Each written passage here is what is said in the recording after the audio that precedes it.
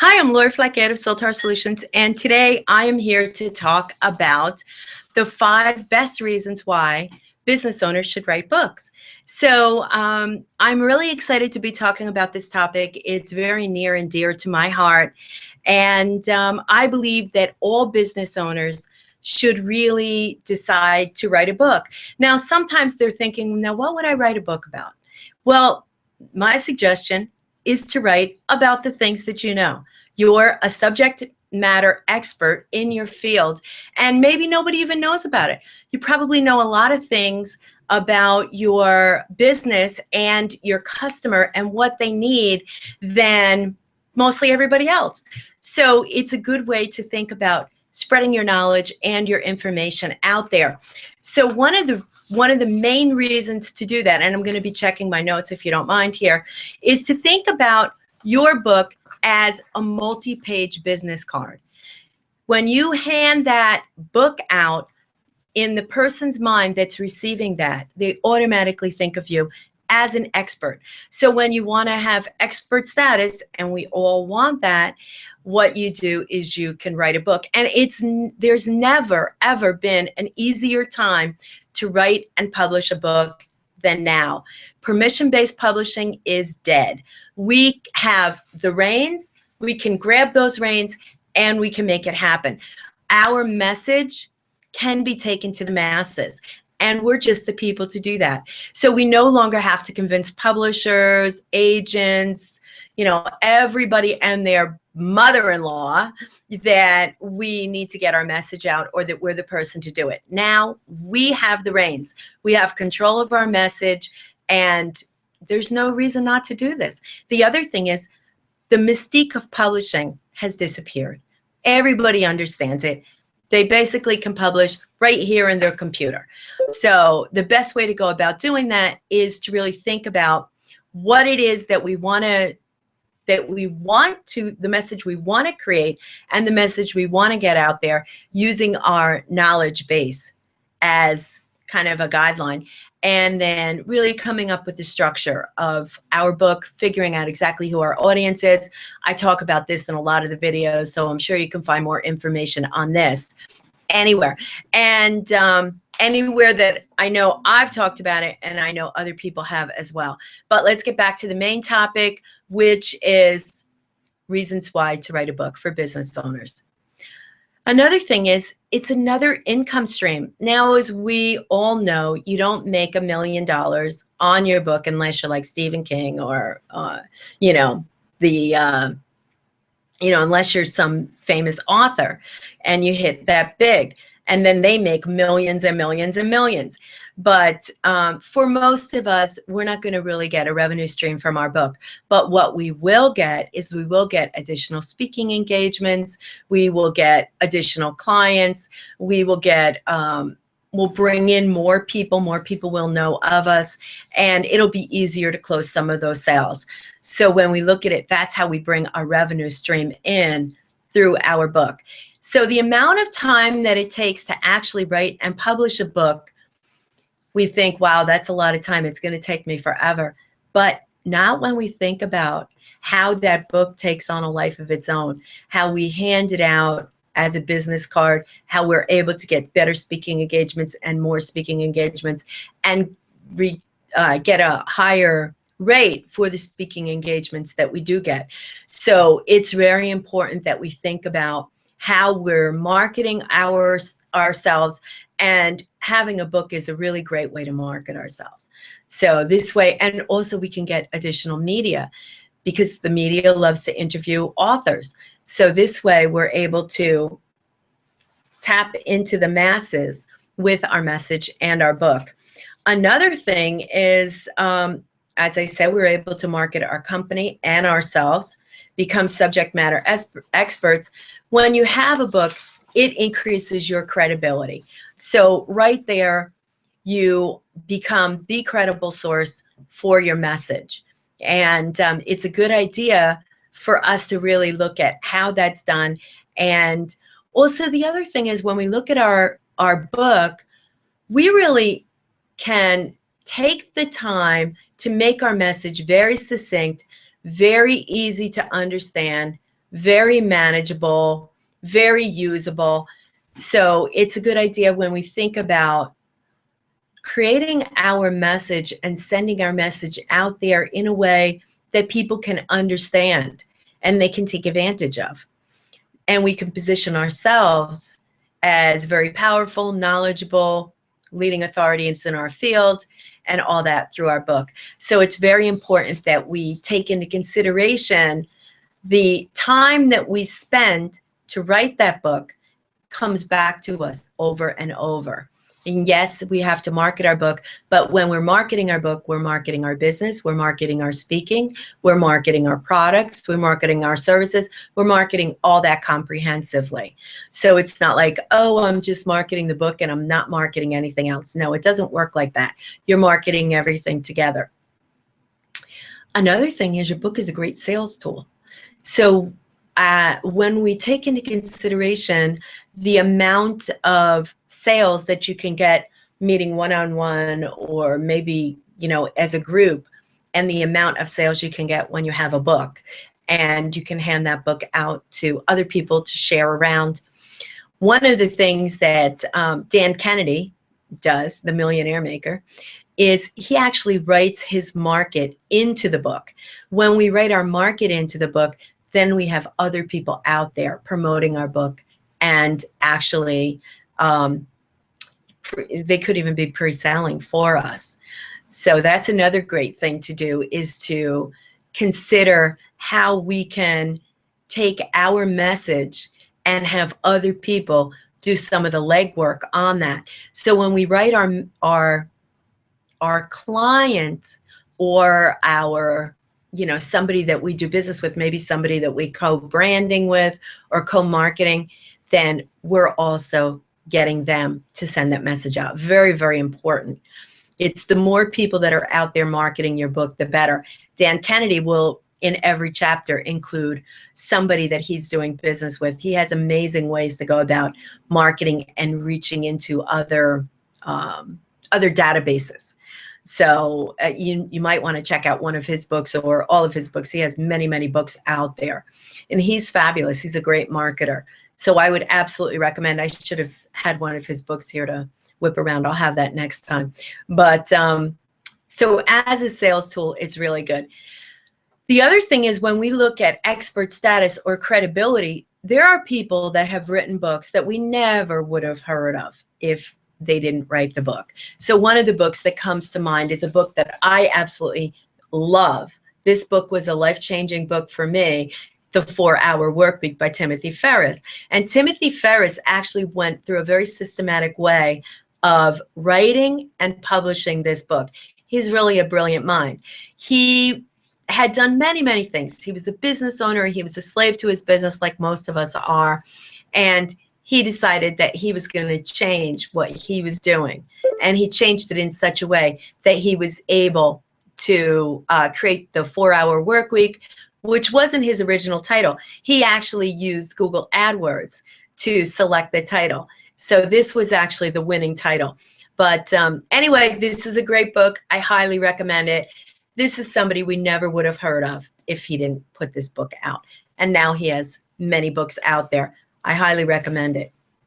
Another person that we may not have heard of, well, we would have heard of him, but probably not in the same way, is Donald Trump.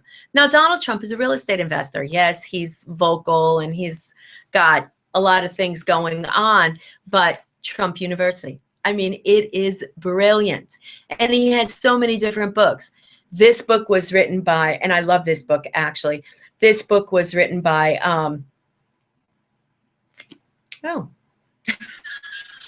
this is one I haven't read. Isn't that great? I thought I had the other one by Trump, which was written by his lawyer, and it was on negotiation, which was fabulous. So now I have another book to read. Isn't that great? See, I buy so many books. Sometimes I just put them on the shelf and I don't really read them. So that's funny. Yeah. Another person that really took and became famous, not through writing a book, but through video, is Gary Vaynerchuk. And he became famous from Wine Library. So he was doing these this little show on wine and what we needed to know about wine. And he became this mega famous marketer because of that. And now he has several books. I like this one. It's all about how to take advantage of social media. So this book immediately is a bestseller. And, you know, I'm sure he got a nice advance for writing it. I believe it's his third book, but people are clamoring right away to get this book. And right away, everybody wants it.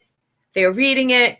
Great advice. It's pretty technical if you don't understand internet marketing and maybe, you know, the computer as well. I found it a little bit technical, but I still got some great advice. He breaks down social media in this book, which is fabulous, fabulous. It's a great book. And also, he's got a gazillion videos on YouTube. So I recommend that you check out his videos because you can learn a tremendous amount from him. He really lays it on the line. He's very, very informative. And I subscribe to his channel. I get a lot of value from it, and I'm sure you will. Speaking of subscription, I would really love it if you would subscribe to my channel. That would be excellent. I would so appreciate it because I'm going to be putting out more and more videos to try to help you in your everyday as an entrepreneur, as an author, as somebody who's trying to get media. So I'm going to be doing this. I'm new to this. So, you know, it's not always perfect, but that's okay because we're learning and we're doing it. So I recommend that people also check this out as a medium to broadcast their business. So now let me get back to the topic. There's other ways that we can go about using our book that are not ones that I've already discussed. So these are kind of different ways that we can think of to use our book to get ahead. One of the things that I don't think business owners really think of all that much is to write their book as a way to describe or explain a revolutionary new idea, maybe where they think business is going or where they think their business is going that other people haven't thought about. So they become the person who is known for that idea. That's a great way to go about spreading your message out there and really being a leader in your field. So I recommend that people look at that. Some people come to me and they have some brilliant, brilliant ideas. They've made connections that I just haven't seen other people make. And if they get that message out there, there's a great possibility that they could own that concept, which then is a leader in their field, that allows them to be a leader in their field, which is awesome. So that's something that I recommend. Another thing is to use your book as a client or customer promotion tool. So when we think about it, maybe what we can do is we write our own customers into the book and use case studies and talk about how they are leaders in their field, and that the book really isn't about us and what we do, it's more about them. And that way, when people see this, they're like, oh, I want my company in that book with this glowing report and how I could use this to give my customers.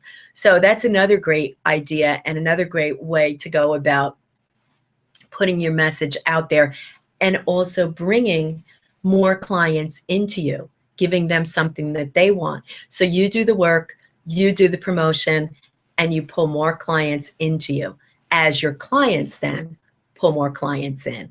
So it's a great way to think about that.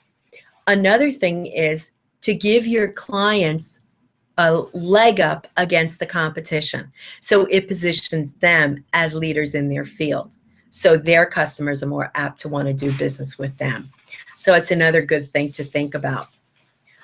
Another one that I came up with was to identify and take advantage of an upcoming idea or trend. Now that's another thing that I really like doing because we're in the field. We see things going on. Like Gary Vaynerchuk is master at that. Okay, he's been able to really promote social media and really get that out there, and he's a forerunner in that. And Scott Scanlon also is another one. So you keep track of these of these internet marketing people, social media people. Watch what they're doing. Gary recommends, and I totally agree with him, that you go every week to the Apple Store and you look at the new apps that are coming up. Because these new apps are out there, other people don't have them and aren't aware of them. There's a very good chance that you can jump ahead of your competition by using these apps and learning these other apps. So even if you feel like maybe you've missed the social media tide, maybe you weren't on Twitter when it was growing and there wasn't a gazillion people on it, maybe you missed the Facebook wave, that's okay. It's okay, because every single day there are new apps and new things coming up, and you can get on board with those, become an early adapter, and start using those so you become the person that knows all about this.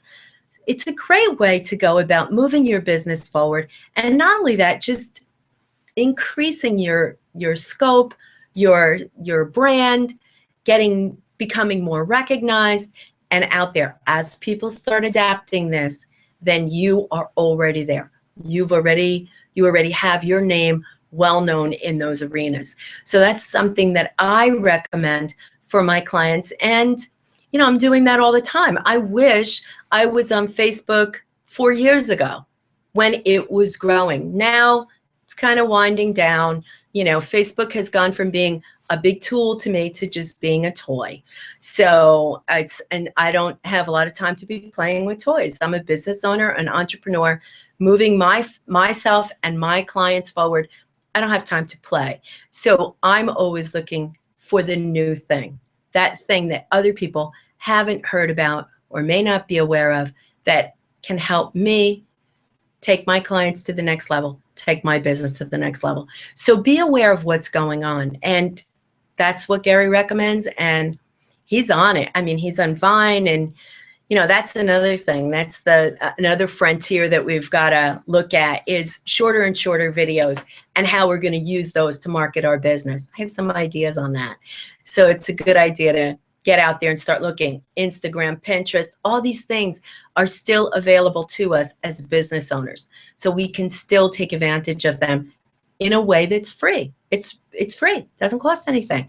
We take a little picture of our dog, take a picture of sunset, put it up there. We get our message out there. Another thing is, I think we should always be looking at underserved markets. Who are those markets out there that no one is serving, that no one is helping? Or, I was on the phone today with a woman. She's got a brilliant opportunity to marry where she's going with where she is now. And the market for this is growing. And I don't really see anybody serving that market and really addressing the specific needs of that market. So there's always the discussion about niching it down or trying to help everyone. And my suggestion is niche it down, figure out what it is that you uniquely have to offer, and offer that up. And that way you're going to be able to do a lot more for your market, and you're going to stand out from your competition. So it's very important for us to look at how we can start serving the underserved, those people that have a need. And there's needs arising all the time. We didn't used to hear of the things that we hear of now. Hospice was born of a need. And as our population is aging, there's more and more things that we need to understand. So, when we were growing up, we didn't have cell phones, and kids didn't have cell phones, and they weren't latchkey kids. And so there's all different types of things that are going on around us, and products and services that we can create that are solving a need that other people aren't really even addressing. So it's really being aware of what's happening and how we can take our message, put it into a book, figure it out, make it succinct, figure out exactly who the market is, and then address the needs of that specific market.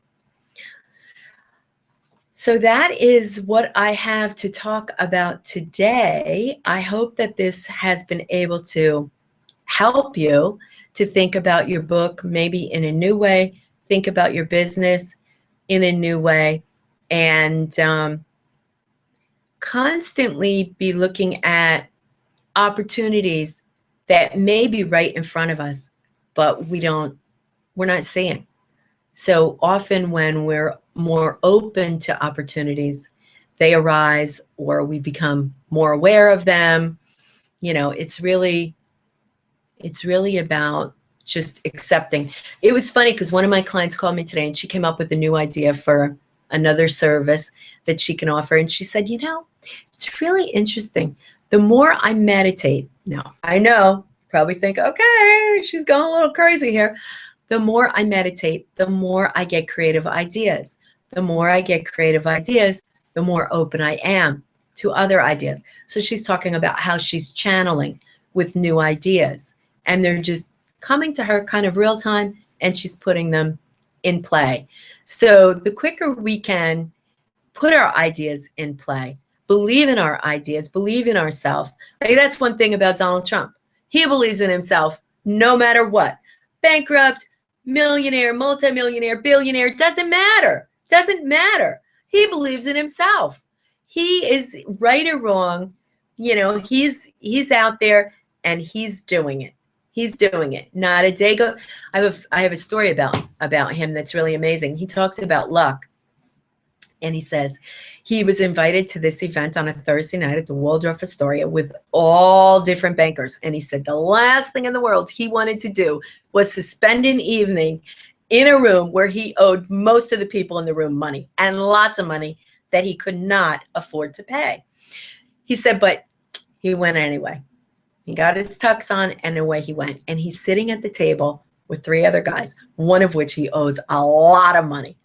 And the other guy, he doesn't know. And one guy is kind of neutral. He knows that he's in a situation, but he's not coming down. And this guy that he owes the money to is vicious with him. Guy next to him who doesn't really know him leans in and says, that guy does not like you. And he's like, I know, I owe him a lot of money. About halfway through, they continued talking, and the guy was loosening up a little bit and not being so cruel. And he said 3/4 of the way through it, the guy says to me, listen, this is the guy he owes the money to. Listen, he says, meet me on my office on Monday morning at 9 o'clock in the morning. Let me see what we can do.